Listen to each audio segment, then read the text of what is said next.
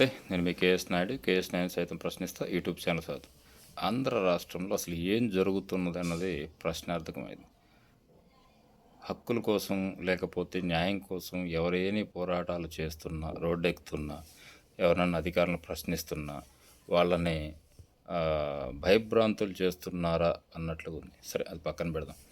ఇప్పుడు తాజాగా వచ్చేసి ఈ ఈ పరిస్థితులు పోలీసు వ్యవస్థకు కూడా తాకింది అనడంలో ఎలాంటి సందేహం లేదు. ఎందుకు చెప్తున్నానంటే నిన్న విశాఖ సెంట్రల్ జైలు ఎదుట ఆందోళన తెలిపినటువంటి 37 మంది కానిస్టేబుల్స్ పైన బదిలీ వేటు చేయడం జరిగింది.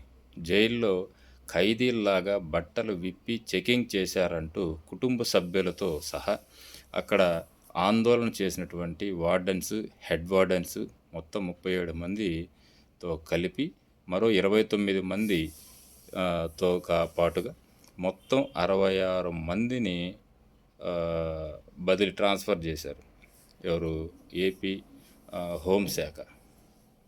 ఇది అసలు ఏం జరుగుతుంది?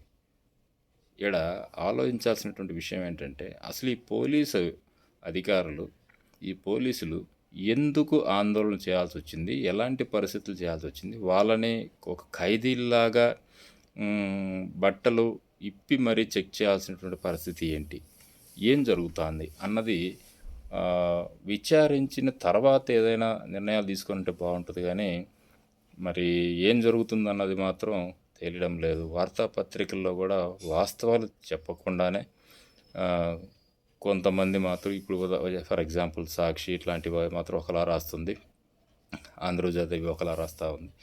మెయిన్ స్ట్రీమ్ మీడియా మాత్రం వాస్తవాలను మాత్రం ప్రజలకు తెలియకుండానే చేస్తుంది. ఏది ఏమైనా మొత్తం మీద వాళ్ళు ఒక 37 మంది, ఇది ఒక 29, మొత్తం 66 మంది పోలీస్ వ్యవస్థలో ఉన్నటువంటి హోమ్ గార్డ్స్ కానీ, లేకపోతే హెడ్ గార్డ్స్ కానీ, హెడ్ వార్డెన్స్ కానీ వీళ్ళందరూ కూడా ట్రాన్స్ఫర్ అయినటువంటి పరిస్థితి.